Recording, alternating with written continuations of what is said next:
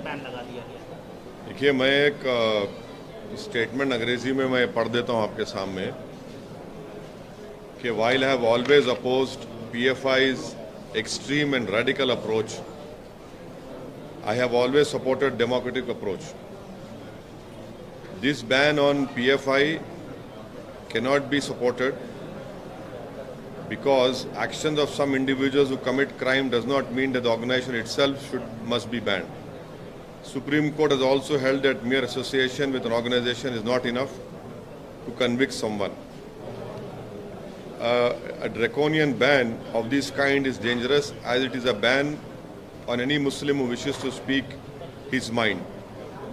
The way Indian electoral autarky is approaching fascism, every Muslim youth will now be arrested with a PFI pamphlet under India's black law UAPA.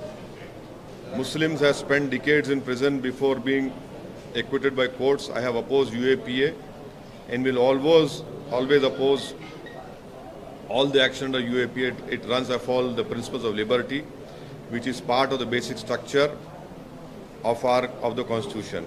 We should remember that Congress amended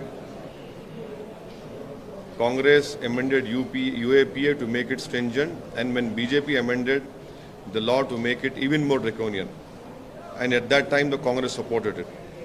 This case will follow the timeline of Kapan, where any activist or journalist is randomly arrested and takes 2 years to even get bail.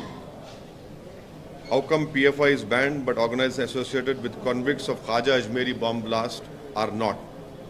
Why has government not banned right-wing majoritarian organizations?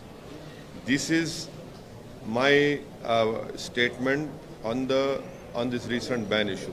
Sir, mountain of evidence मिला है जिस प्रकार से union home ministry ने दो Reds किए हैं, तो जबरदस्त एविडेंस मिला है पीएफआई के खिलाफ। किस प्रकार से देश विरोधी गतिविधियां वो कर रहे थे, उसके चलते उनको बैन किया गया है।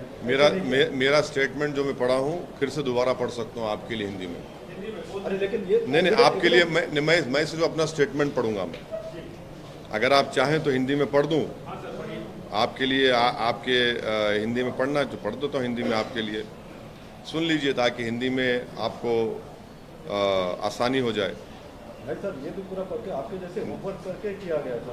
हाँ जी, ज़रूर सही है। मैं आपकी काबिलियत पे भरोसा नहीं कर रहा हूँ, बट लेकिन आप अपोज क्यों कर रहे हैं? नहीं, वाइल सुनिए, सुन लीजिए ना।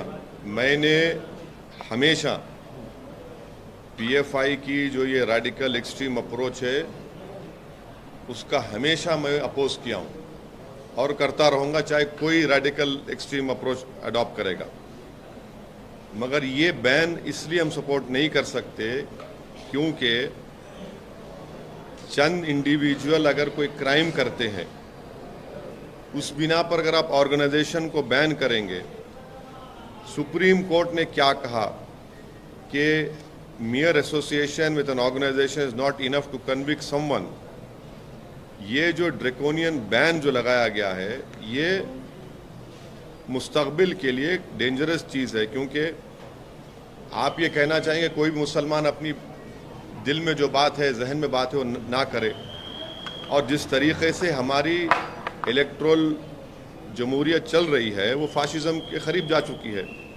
तो कोई भी नौजवान मुसलमान अपनी बात को रखेगा तो आप एक पैम्फलेट निकाल देंगे पीएफआई का, और फिर वो जो काला कानून है यूएपीए का उसको इस्तेमाल करेंगे। और इस यूएपीए के कानून में कई मुसलमान, टोली चौकी हकीमपेट का रहने वाला, उसकी मौत हुई थी, उसमें 2 लोगों को कन्विक्ट किया गया कोर्ट ने। वो कौन सी ऑर्गेनाइजेशन ताल्लुक उनका बताया, चाहे रेडिकलाइजेशन एक्सट्रीम कोई भी करो, विंग हो कोई विंग हो, जो भी रेडिकलाइजेशन और एक्सट्रीमिज्म की तरफ किसी को लेकर जाता है उसको अपोज करने की ज़रूरत है। और अगर आप ये कह रहे हैं कि रेडिकलाइजेशन सिर्फ एक तरफ हो रहा है, नहीं, रेडिकलाइजेशन हर तरफ हो रहा है।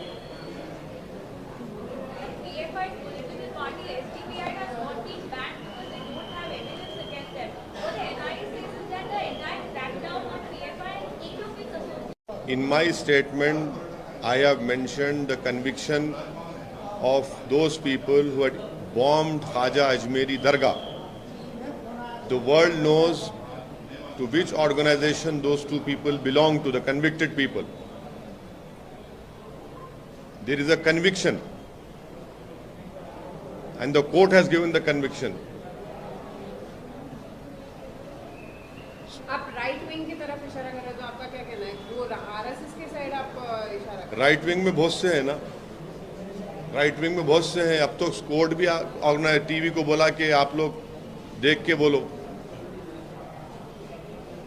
बहुत सी बातें कोर्ट ने कही है।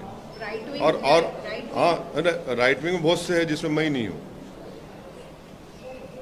यही तो मेरा सवाल है, इनको रेडिकलाइज कौन कर रहा है? कि वो शहबाज अंसारी, झारखंड की सरकार की जिम्मेदारी है कि इस पर सख्त एक्शन ले और वो पीड़ित परिवार से कोई मंत्री जाकर मिले, उनको यकीन दिलाए कि इनसे इंसाफ होगा और उनकी मदद करना। मगर ये रेडिकलाइजेशन है, ये शहबाज अंसारी की मौत, उसका कत्ल, लिंचिंग, ये रेडिकलाइजेशन है, एक्सट्रीमिज्म है। ये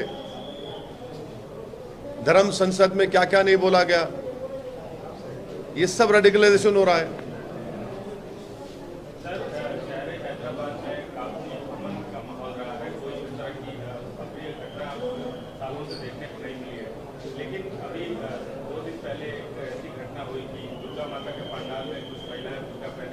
हाँ, तो आपको पुलिस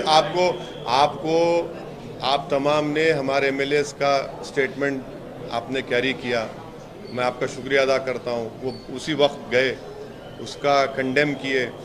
उन लोगों को इंस्ट्रूमेंट थे हमारे एमएलए, वो जो गंदी हरकत किए, उनको अरेस्ट भी करवाए। पुलिस का स्टेटमेंट भी है, पुलिस को भी एक्शन लेना चाहिए, डीप जाना चाहिए कौन है। ठीक है सर, थैंक यू।